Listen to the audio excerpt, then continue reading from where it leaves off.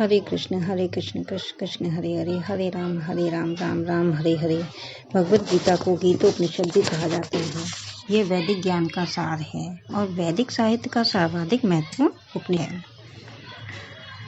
भगवत गीता का मर्म भगवत गीता में ही व्यक्त है। यह इस प्रकार है, यदि हमें किसी औषधि विशेष का सेवन करना हो तो उस पर लिखे निर्देशों का पालन करना होता है। हम मनमानी ढंग से तो या फिर मित्र की सलाह से तो औषधि नहीं ले सकते।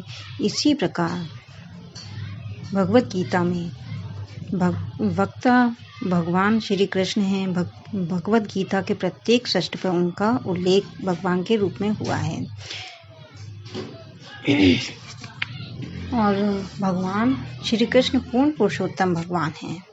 भगवान ने भी स्वयं भगवत गीता में अपने को परम पुरुषोत्तम भगवान कहा है। अतः भगवत गीता में भगवान ने जैसे बताई है वैसे ही स्वीकार करनी चाहिए। भगवत गीता की यह योग की पद्धति सर्वप्रथम सूर्यदेव को बताई गई। सूर्यदेव ने इसे मनु को बताया और मनु ने इसे इक्ष्वाकु को बताया। इस प्रकार गुरु परंपरा द्वारा यह योग पद्धति एक वक्ता से दूसरे वक्ता तक पहुंचती रही। भगवत गीता ऐसा ग्रंथ है जो विशेष रूप से भगवत भक्त के लिए है, भगवत भक्त के निमित्त है। अतः हम ये देख सकते हैं कि भगवत गीता का उपदेश अर्जुन को विशेष रूप से दिया गया, क्योंकि अर्जुन भगवान का भक्त, प्रत्यक्ष शिष्य तथा घनिष्ठ मित्र था। अतः जिस व्यक्ति ने अर्जुन जैसे गुण पाए जाते हैं वह भगवत गीता को सबसे अच्छी तरह समझ सकता है। भक्त तथा भगवान के मध्य 5 प्रकार का संबंध होना चाहिए। जैसे कि पहला है, कोई निष्क्रिय अवस्था में भक्त हो सकता है। दूसरा, कोई सक्रिय अवस्था में भक्त हो सकता है। तीसरा है, कोई सखा के रूप में भक्त हो सकता है। और चौथा, कोई माता पिता के रूप में भक्त हो सकता है। और पांचवा है, कोई दंपति प्रेमी के रूप में भक्त हो सकता है। भगवान ने भगवत गीता सुनने के बाद अर्जुन ने कृष्ण को परम ब्रह्म स्वीकार कर लिया था। जैसे कि भगवत गीता को भक्ति भाव से ग्रहण करना चाहिए। किसी को यह नहीं सोचना चाहिए कि वह कृष्ण के तुल्य है, ना ही यह सोचना चाहिए कि कृष्ण सामान्य पुरुष हैं या एक महान व्यक्तित्व हैं। मतलब भगवत गीता क्या है? भगवत गीता का प्रयोजन मनुष्य को भौतिक संसार के अज्ञान से उबारना है। प्रत्येक व्यक्ति अनेक प्रकार की कठिनाइयों में फंसा रहता है। जिस प्रकार मनुष्य या मतलब जैसे भगवान जिस प्रकार अर्जुन भी कुरुक्षेत्र में युद्ध करने के लिए कठिनाई में थे, अर्जुन ने श्री कृष्ण की शरण ग्रहण करी। फलस्वरूप इस भगवत गीता का प्रवचन शुरू हुआ। भगवत गीता के इन 5 मूलभूत विषयों में से इसकी स्थापना की गई है, जैसे भगवान अथवा कृष्ण अथवा ब्रह्म या परमात्मा अथवा परम नियंता, आप जो चाहें कह लें। सबसे श्रेष्ठ है, जीव गुण में परम नियंता के ही समान है। भगवत गीता भगवान के मुख से निकली है, अतः किसी अन्य वैदिक साहित्य को पढ़ने की आवश्यकता ही नहीं रहती।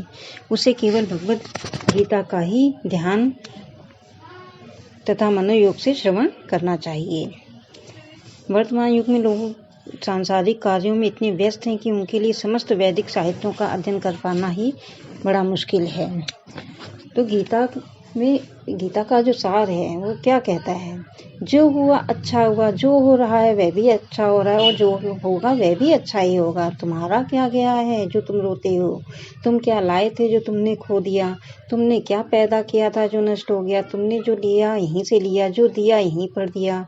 जो आज तुम्हारा है कल किसी और का था, परसों किसी और का हो जाएगा। परिवर्तन संसार का नियम है, ईश्वर सब देख रहा है। तो जो गंगा जल पीता है वह मुक्ति प्राप्त करता है। अतएव इसके लिए क्या कहा जाए? जो भगवत गीता का अमृत पान करता है।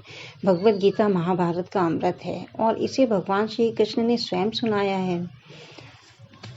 और भगवत गीता भगवान के मुख से निकली है और गंगा भगवान के चरण कमलों से निकली है। निसंदेह भगवान के मुख तथा चरणों में कोई अंतर नहीं, लेकिन निष्पक्ष अध्ययन से हम यही कह पाएंगे कि भगवत गीता गंगा जल की अपेक्षा अधिक महत्वपूर्ण है।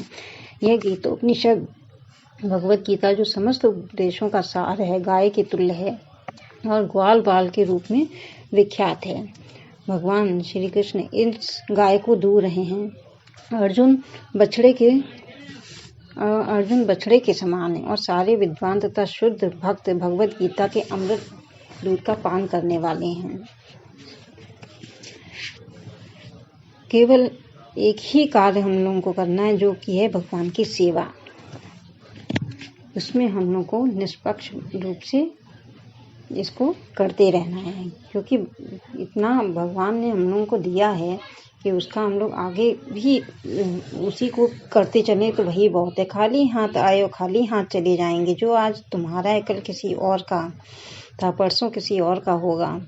इसलिए जो कुछ भी करते हैं हम उसे भगवान के लिए अर्पण कर देना चाहिए हम लोगों को। हरे राम राम राम हरे हरे, हरे कृष्ण कृष्ण कृष्ण हरे हरे।